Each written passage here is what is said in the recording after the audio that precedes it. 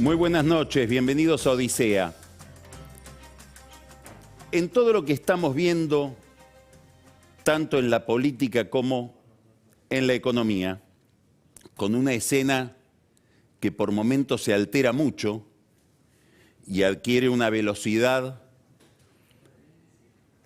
vertiginosa, lo que está por debajo de esa escena y de ese movimiento que vemos en la superficie es una tensión que se compone de dos vectores, uno territorial, otro económico, que explican el funcionamiento del kirchnerismo y el significado del kirchnerismo en la política argentina. Si uno percibe claramente estas líneas de acción, estas fuerzas que operan, como digo, debajo de la superficie en forma muy permanente, probablemente desde el año 2005 en adelante, no es tan difícil prever cuál va a ser el curso de los hechos en una realidad que se ha vuelto muy impredecible, no solamente por la crisis económica, sino porque desconocemos todavía, después vamos a hablar de esto con Pancho Olivera, la dinámica final de la pandemia. A partir del año 2001 hubo una gran innovación en la política argentina. Probablemente es un trazo de los más importantes, de los más significativos que diseñan el juego político en la Argentina y que tiene que ver con la emergencia, con la aparición o con la irrupción en el Estado Nacional de un poder bonaerense, sobre todo el conurbano bonaerense, liderado por Eduardo Duhalde. Si uno tuviera que sintetizar mucho políticamente qué significó el año 2001, significó que la provincia de Buenos Aires, que había sido encuadrada dentro de la nación, subordinada a la fuerza nacional por más de un siglo, tomó el poder con Duhalde, tomó el poder del Estado Nacional. Y a partir de ahí se introduce una forma de hacer política cuya esencia es pensar que no hace falta generar una estructura de alcance nacional, el alfonsinismo, el menemismo, no, alcanza a concentrarse sobre la densidad territorial demográfica del conurbano bonaerense y si yo me siento sobre esa masa demográfica, todo lo demás se ordena. Es la política regida por la prepotencia demográfica de una región hiperurbanizada. Y una región además que se va degradando por un problema económico que trae la Argentina desde hace más de 40 años, de no encontrar un modelo de crecimiento y de desarrollo sustentable de largo plazo. Esto expresó Duhalde. Y en esto, Duhalde es el padre de los Kirchner. Los Kirchner aprendieron esa lección. Kirchner primero la aprendió defensivamente. Un gran lector de los años 90 y sobre todo un gran lector de la crisis del 2001 detectó que el problema viene del conurbano bonaerense, que se había tragado 5 presidentes antes que él. Y después decidió tomar esa estructura, destronar a Duhalde y ponerse él ahí. Bueno, Cristina gobierna desde esa base territorial y sociológica, los pobres del conurbano bonaerense. Ahí gana. Ahí empezó a ganar desde el 2005. Ahí ganó en el 2017, ahí ganó con Alberto Fernández, que proviene de otra galaxia, de otro entorno, el año pasado. Todo lo que estamos viendo en estos días tiene que ver con tensiones que provienen de esta forma de dominar la política desde esa base. Por eso se produjo o tuvo un efecto tan conmocionante dentro del poder, el levantamiento policial. Si ustedes miran lo que está pasando en la política en estos días, tanto las tomas de tierras, que Bernie imputa a los movimientos sociales, y los movimientos sociales dicen, como si fueran un colegio de abogados, que traiga las pruebas judiciales, cómo el levantamiento policial, el motín que vivimos la semana pasada durante tantos días, son fenómenos que producen o manifiestan conflictos en esa geografía. Por lo tanto, son fenómenos que atañen a la esencia del poder kirchnerista, a su núcleo. Lo interesante del amotinamiento policial, que tiene razones múltiples, como todo fenómeno complejo que no vamos a analizar ahora, es que pasó de ser una protesta, digamos, sindical, por condiciones de trabajo, a una manifestación política. Este pasaje de una protesta sindical de policías piqueteros a una manifestación política que termina en la Quinta de Olivos, generó una cantidad de sospechas muy importantes, muy inquietantes en Cristina Kirchner y su entorno. La interpretación que hace Cristina Kirchner y su entorno de este fenómeno, ¿es la correcta? ¿Refleja la realidad? No lo sabemos. Lo que importa es que es la interpretación de alguien con un extraordinario poder político que posiblemente tome decisiones, saque consecuencias de esa interpretación, aunque no sea la correcta, aunque no sea fidedigna. Hay una tendencia en la política en general, en el kirchnerismo ni que hablar, en la Argentina, en la política argentina, es una propensión muy argentina, desde otros países se asombran de esa forma de pensar de nosotros, que consiste en pensar que quien se beneficia de una convulsión o de un problema político es el que lo ocasionó. No necesariamente el que se beneficia de una crisis es el que está detrás de la crisis. Pero nosotros hay una tendencia conspirativa que nos hace pensar, bueno, si estos se beneficiaron, estos son los que lo armaron. Algo de eso hay en la forma en que se están implantando dudas en la cabeza de Cristina Kirchner y de su entorno. ¿Cuál es la pregunta? ¿Qué papel jugaron los intendentes en todo esto? ¿Se puede pensar que hay una desconexión absoluta entre la movilización policial que se fue politizando y los intendentes del conurbano, sobre todo los del área sur del conurbano, que tienen históricamente una relación estructural con sus policías, más allá de la dependencia orgánica institucional o no, que tengan esas policías con ellos?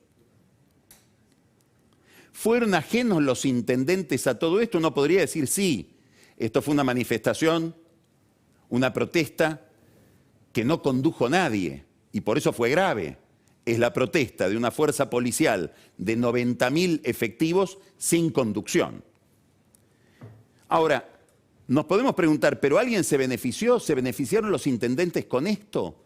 Bueno, en el kirchnerismo más duro, el de Cristina y su entorno, empiezan a hacerse la pregunta. No terminan de resolverla. ¿Por qué es verosímil? ¿Por qué es verosímil esta pregunta? Por una disputa de poder que hay hoy en la entraña del peronismo en el conurbano. El aparato clásico del conurbano bonaerense, que es ese entramado de, podríamos decir, oligarquías locales, que culmina cada una en un caudillejo que es el intendente, está sometido a 3 amenazas. La primera amenaza se llama Axel Kicillof. Es alguien que viene de otro lado, de la política porteña, si uno quiere de la política universitaria, y es alguien estructurado en su cabeza como un intelectual de izquierda.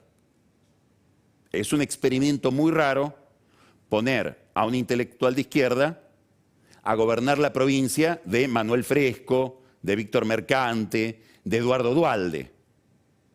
por decir tres personas que ni fueron intelectuales o no son intelectuales, pero seguro no son de izquierda. Ese es el experimento de Cristina Kirchner, que pone en la provincia de Buenos Aires a alguien que depende exclusivamente de ella. Kicillof no tiene otro vínculo político de dependencia ni con la Cámpora, ni con Alberto Fernández, es Cristina. Y lo implanta ella en La Plata.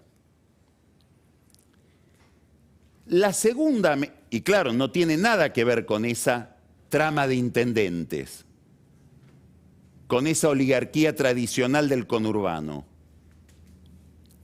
Y tiene un problema adicional, no roba, lo cual hace que su figura sea más conflictiva, no solamente desde el punto de vista ideológico, sino desde el punto de vista, digamos, de la forma en que se hace política en el conurbano bonaerense desde hace décadas. Entonces acá tenemos una primera amenaza implantada por Cristina ahí, que es Kicillof. La segunda se llama Bernie.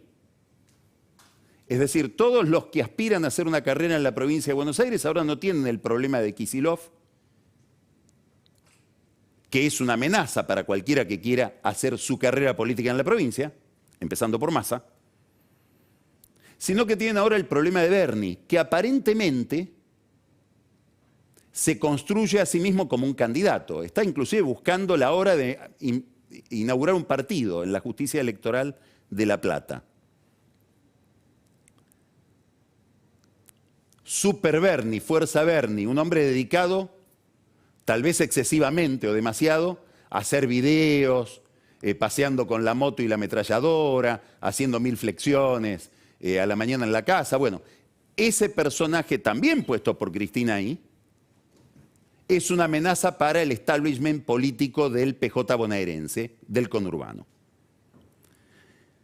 Personaje extraño porque tiene una autonomía de la que nadie goza. Hasta puede decir que casi habló del curro de los derechos humanos, como dijo aquella vez Mauricio Macri. Y curiosamente, nadie le pidió la renuncia. Hubo una declaración de los organismos de derechos humanos llamándolo a recato. Después él un poco corrigió, solo mantuvo su pelea con Horacio Berbitsky. Hay una tercera amenaza. Kicillof, Bernie, la Cámpora. Máximo Kirchner, que en esto hereda la genética política de su padre, entiende que el poder está ahí y dedica el 99% de su tiempo a armar una estructura de poder territorial en el conurbano bonaerense. ¿Para qué? Para armar las listas del año que viene en la elección parlamentaria y para generar dirigentes que puedan ser el reemplazo de estos intendentes que hoy gobiernan sus comunas en esa región. A todo este cuadro, que implica un desembarco sobre la estructura de la provincia de Buenos Aires, que esa estructura ve como agresivo, se le suma un detalle importantísimo. En el año 2016, cuando Massa estaba en contra del kirchnerismo, Massa pactó con María Eugenia Vidal una ley que se aprobó en aquel momento, poniendo restricciones a los intendentes para poder resultar reelectos. Solo pueden tener 2 periodos. 70 intendentes de la provincia de Buenos Aires, de acuerdo con esa ley, no pueden reelegir en el 2023. Son los que miran con mayor inquietud el armado de la Cámpora, buscando el reemplazo, sobre todo de los que no pueden reelegir.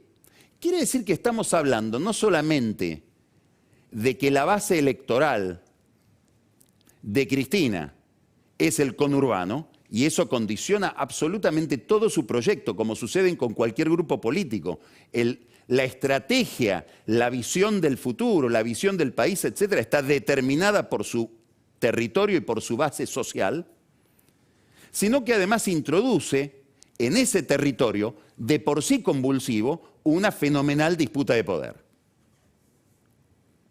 Entonces, la pregunta que se hace el entorno de Cristina Kirchner y posiblemente la propia Cristina es: ¿esta rebelión policial está totalmente desacoplada de este fenómeno político? Cuando iban a pedirle a Kicillof y Kicillof no los atendió a los intendentes cuando se enteró qué es lo que le venía, la cabeza de Bernie es que están molestos con la política de seguridad o están molestos con mi liderazgo. Primera pregunta de Cristina Kirchner. Segunda pregunta, en todo esto, ¿dónde estaba Massa? Porque si hay alguien dedicado al tema seguridad y que ha vinculado su carrera con los problemas de seguridad es Massa. Hay que hacer minería en Google para encontrar una declaración de Massa sobre semejante problema de seguridad.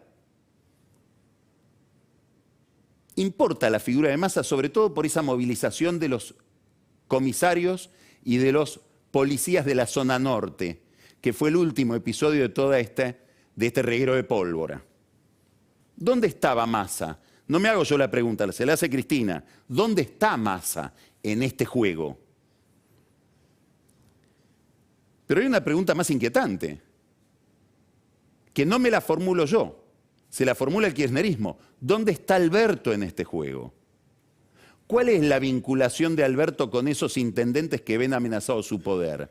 ¿Habrá algún intendente de ese grupo que le ofrece a él una base de poder alternativa de la que le ofrece Cristina? Hay la disputa ficticia, imaginaria, entre Cristina Kirchner y Alberto Fernández, esa disputa conceptual, ¿está instalada en el conurbano bonaerense? Es una pregunta probablemente capciosa, probablemente muy artificial, pero importa algo. Se la están haciendo en la jefatura del kirchnerismo, que la ejerce Cristina Kirchner. Nosotros podemos pensar, bueno, que los intendentes del conurbano y la estructura tradicional del conurbano se benefició con el desgaste de figuras implantadas por Cristina desde afuera, con estos paracaidistas que son Kicillof y Berni. En el kirchnerismo piensa que no solo se beneficiaron, que si se beneficiaron es porque estaban detrás. ¿Es seguro? ¿Piensan que esto es seguro? No, lo están mirando y están consultando gente a ver si se los puede explicar del todo. Y están buscando información acerca de esto. No hay que olvidarse de un detalle muy importante, que es el conflicto de Massa con Berni. ¿De dónde nace aquel conflicto? De la vez que un prefecto que dependía de Berni le entró en la casa a robar. Ese episodio es crucial en la vida de Massa y en las relaciones de poder de Massa. Quiere decir que hay una cantidad de detalles que pueden alimentar las fantasías conspirativas que ya están instaladas. Ahora vamos a cuál fue el resultado de esta crisis. Por supuesto son fenómenos de una profundidad que para saber sus consecuencias tenemos que esperar a que pase el tiempo, porque muchas veces estos fenómenos, las consecuencias los vemos mucho después. Nadie sabía que cuando el irresponsable Daniel Scioli introducía 50.000 muchachos sin formación en la policía bonaerense iba a provocar esto que se produjo ahora. Ocurrió en el 2013, cuando dijo, llego a la presidencia por la vía de la seguridad y creó los pitufos. Ahora pasa lo mismo, no sabemos cuáles van a ser las consecuencias de largo plazo de esta convulsión. Lo que sí sabemos es cuáles son las consecuencias de corto plazo. Y las consecuencias de corto plazo se resumen en dos victorias de Cristina Kirchner. La primera tiene que ver con la ruptura, probablemente provisoria por 1000 motivos, entre Horacio Rodríguez Larreta y Alberto Fernández. Alberto Fernández decidió producir un enorme conflicto con Rodríguez Larreta por los recursos de la capital federal que Macri le había asignado a Larreta. Hubo una charla el día en que el presidente hace el anuncio, una charla a la que asistieron porque estaban ocasionalmente con Larreta 3 personas, uno de ellos el diputado Álvaro González, con Guado de Pedro. 15 minutos antes de que Alberto Fernández anuncie lo que iba a hacer con los recursos de coparticipación de la Ciudad de Buenos Aires, Guado de Pedro se comunicó con Horacio Rodríguez Larreta y le dijo, volvemos al tema de la coparticipación. Ah, ¿volvemos?, le dice Larreta. Bueno, veámonos cuando quieras y hablamos. No. Va a haber un anuncio del presidente ahora, en 10 minutos. ¿Cómo en 10 minutos?, le dice Larreta. ¿Vos me estás diciendo que al tipo que más colaboró con ustedes, que más cooperativo estuvo en esta tragedia de la cuarentena y la pandemia, ustedes le anuncian que le van a quitar recursos sin una conversación? Bueno, es que esto lo veníamos hablando, le dice De Pedro. Sí, la última vez que lo hablamos fue en marzo y no nos pusimos de acuerdo. Mirá, lo que yo entiendo, Guado, le dice Larreta, es que ustedes han decidido romper políticamente conmigo. Y en lo personal no encuentro otra palabra que traición. De Pedro quedó balbuceando, obviamente, porque es una conversación bastante difícil de sostener, y le dijo, mirá, yo me limito a comunicarte lo que va a pasar. No, yo ya lo entiendo, le dice Larreta. El Poder Ejecutivo es unipersonal y el que lo ejerce, el que tomó esta decisión es el presidente. Esto 10 minutos antes de la conferencia de prensa y del anuncio de Alberto Fernández. Un minuto antes, Fernández le mandó un mensaje por WhatsApp a Larreta diciendo, quédate tranquilo, lo vamos a arreglar. Y después hizo el anuncio. ¿Qué hay en esta escena que acabo de describir? Primero, una destrucción suicida de credibilidad por parte de Alberto Fernández. ¿Qué político argentino, peronista, no peronista, de la oposición o del gobierno va a decir yo me siento a pactar algo con este señor que procede de esta manera con el que era su principal aliado fuera del peronismo? ¿Cuánto vale la palabra de Fernández? Es un problema que tiene Fernández con Fernández. El segundo problema es el siguiente. Nos está gobernando una coalición. Sí, una coalición de peronistas. Pero el peronismo tiene tantas diferencias internas que el mismo partido compone en sí mismo una coalición, gobernada por Cristina Kirchner, con 2 o 3 elementos más. Uno es Fernández y lo que él representa, un peronismo porteño urbano, digamos. Massa, que expresa a los sectores medios y medios bajos del conurbano bonaerense. Y con una intervención, una participación muy minoritaria, casi despreciable, los gobernadores. ¿Dónde está el capital de Fernández en esta sociedad y en todo caso el capital de Massa? Que Massa sí es un verdadero aliado de Larreta desde hace 20 años. O sea que esta ruptura también lo afecta a Massa. Bueno, el papel de Massa y el papel de Fernández era, y por eso fueron convocados, comunicar a Cristina, que tiene una base muy sólida, una especie de fortaleza donde no sale nadie, pero tampoco entra nadie, comunicar a esa fortaleza con lo que hay del otro lado del muro.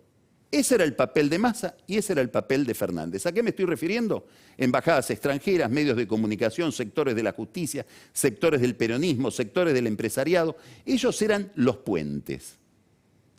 Larreta, ¿qué expresa? Expresa en la política argentina el puente más importante que tenía montado Fernández con la oposición.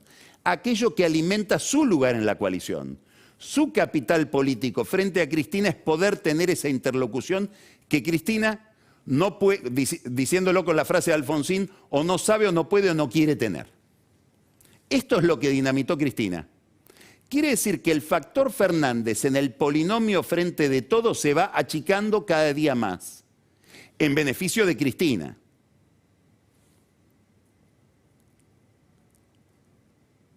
Ahora,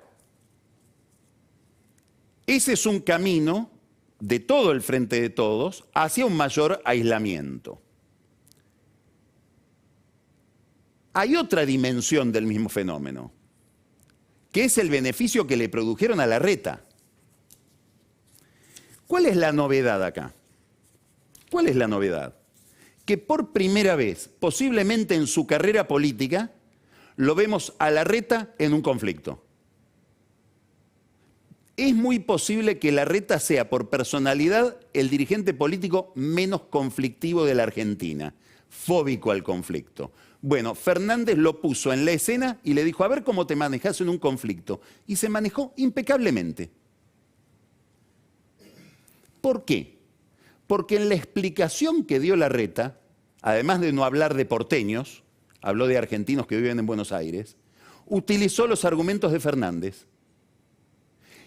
Esos argumentos con los que Fernández pretende legitimarse a sí mismo, inclusive frente a Cristina, que yo vengo a romper una contradicción que hay en la sociedad argentina que no nos conduce a ningún lado, vengo a escuchar al otro, vengo, como dijo cuando abrió las sesiones del Congreso, el primer párrafo del discurso es, vengo a restaurar el valor de la palabra, todo eso lo pronunció Larreta, es decir, lo enfrenta a Fernández con los valores supuestamente de Fernández. Y lo nacionaliza. Es la primera vez que lo vemos a Larreta, no como un, voy a usar deliberadamente la palabra, intendente, sino como un líder que trasciende su distrito. Por eso él está hablando de argentinos que viven en Buenos Aires, no de porteños. En el fondo hay un segundo beneficiario, que es Macri, porque lo que le está diciendo Fernández a Juntos por el Cambio es, ni se gasten en hacer el esfuerzo de venir a pactar conmigo, porque les va a ir como a Larreta. Tiene razón Macri, y la nota que escribió ayer en el diario La Nación. Esto es intolerable, con esto solo puede haber ruptura, porque esto va hacia un proceso autoritario. Esa es la tesis Macri frente a su propia interna. Cualquiera que no entienda esto va a ser tomado por tonto. Bueno, Larreta, mejor dicho, Fernández, en el trato que le dio a Larreta, en el fondo suscribe lo de Macri.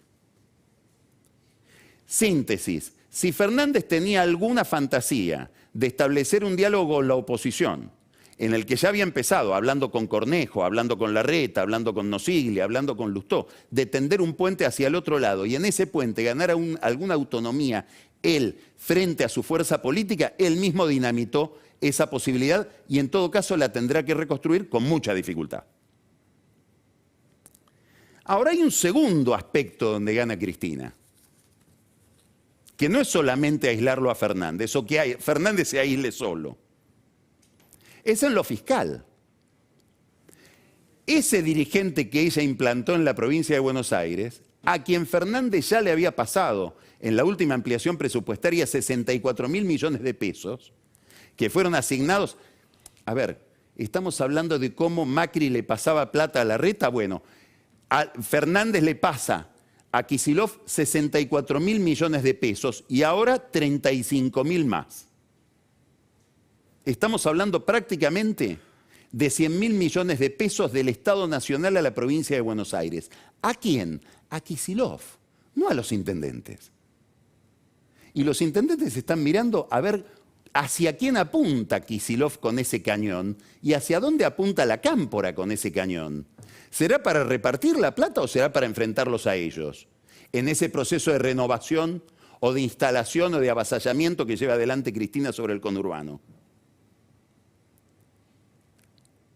Acá hay una novedad importante. Kicillof no es Scioli, Kicillof no es Solá. A Kicillof no lo hacen ir de rodillas a la Casa Rosada todos los fines de mes a pedir lo que falta para poder pagar los sueldos y principalmente a fin de año para el aguinaldo. A Kicillof le dan la plata a él. En todo caso será Fernández el que alguna vez le tendrá que pedir a Kicillof.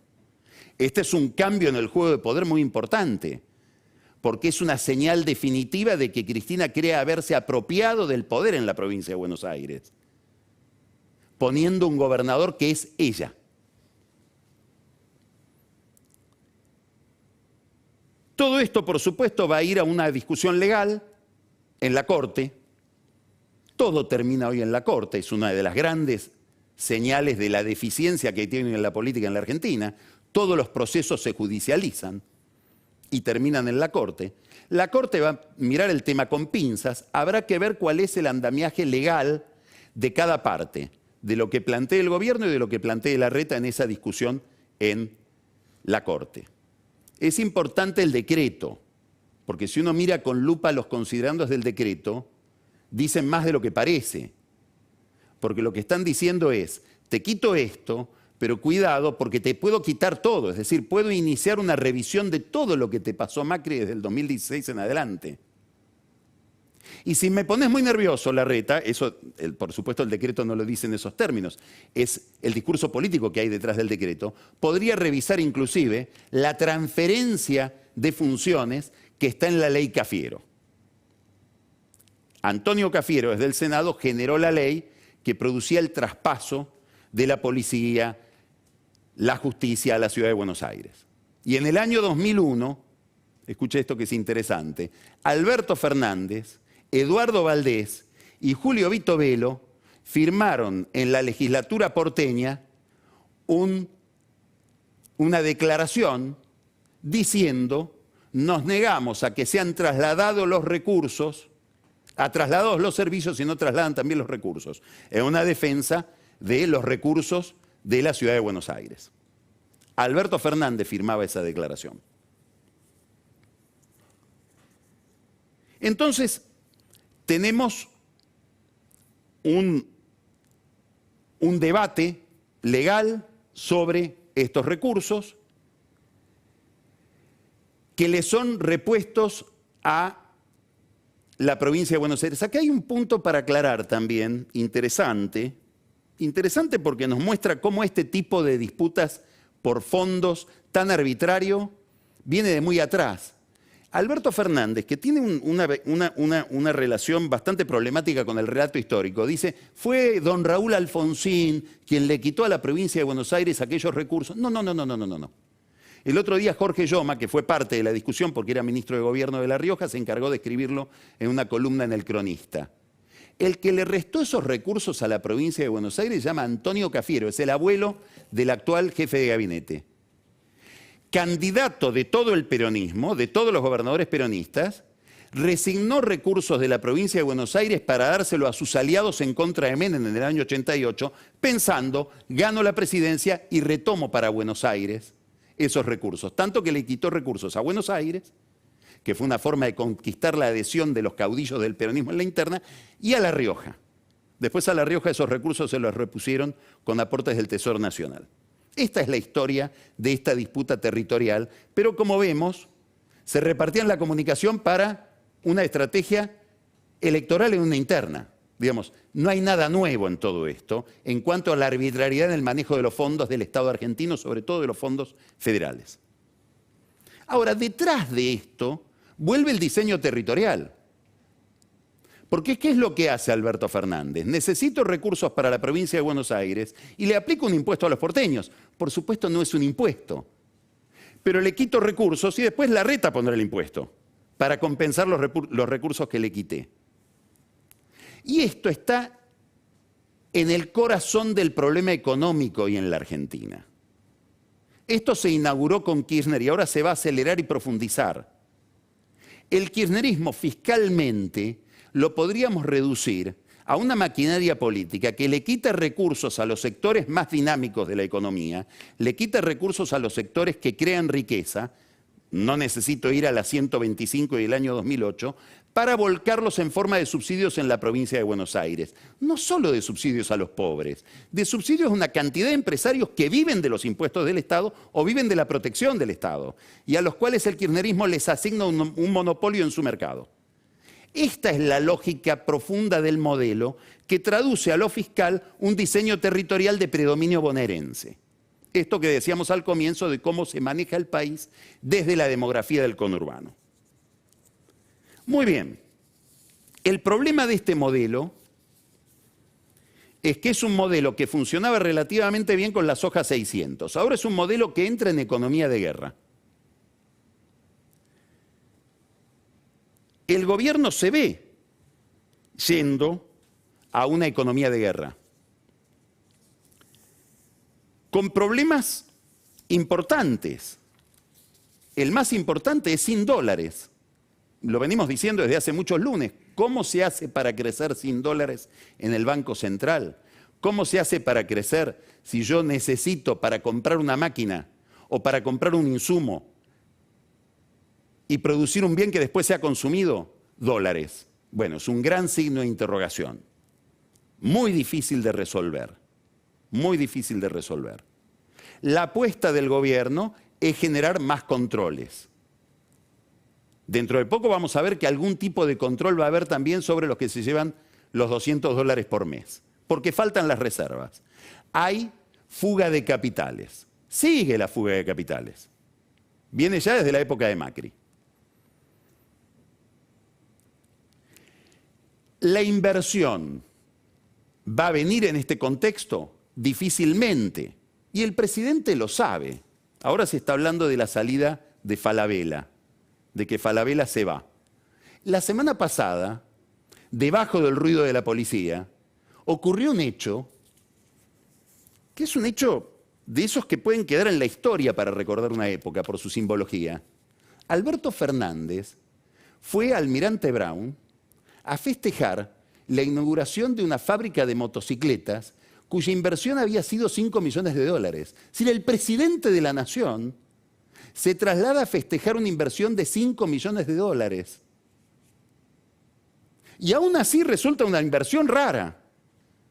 Porque cuando todo el mundo está con la expectativa de una devaluación que se ve en la brecha cambiaria, es raro que alguien haya puesto los $5 millones con esta paridad cambiaria y no espere a la devaluación. $5 millones, moneda. Quiere decir que Alberto Fernández tiene clarísimo que el motor no es la actividad privada, que el motor no va a ser la inversión privada.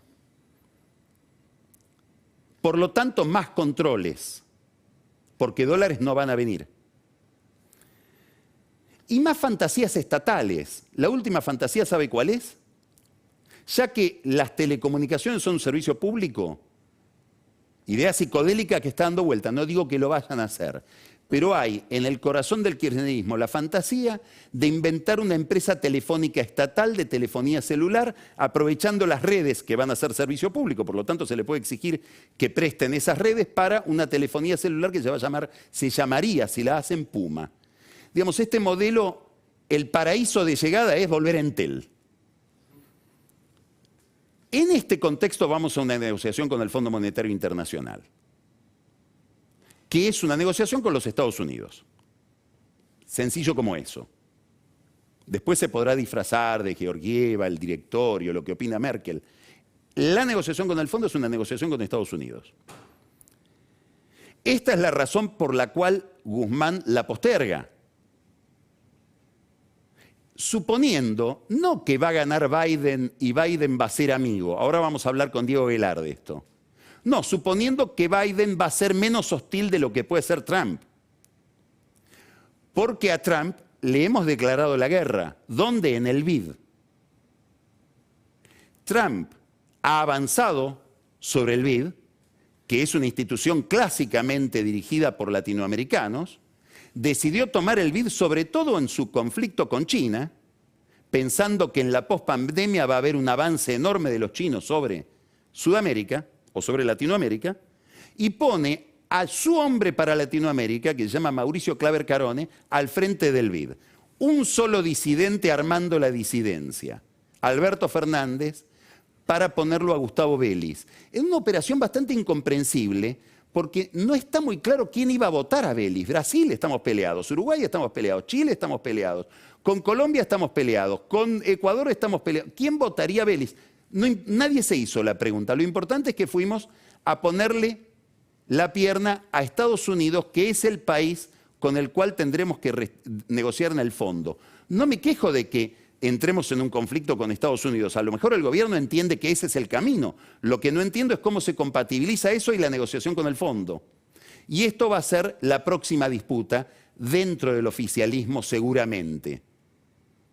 Porque, como aquel remes de Duhalde, Guzmán va a venir en algún momento, si es que pretende negociar en serio con el fondo, con las condiciones de esa negociación.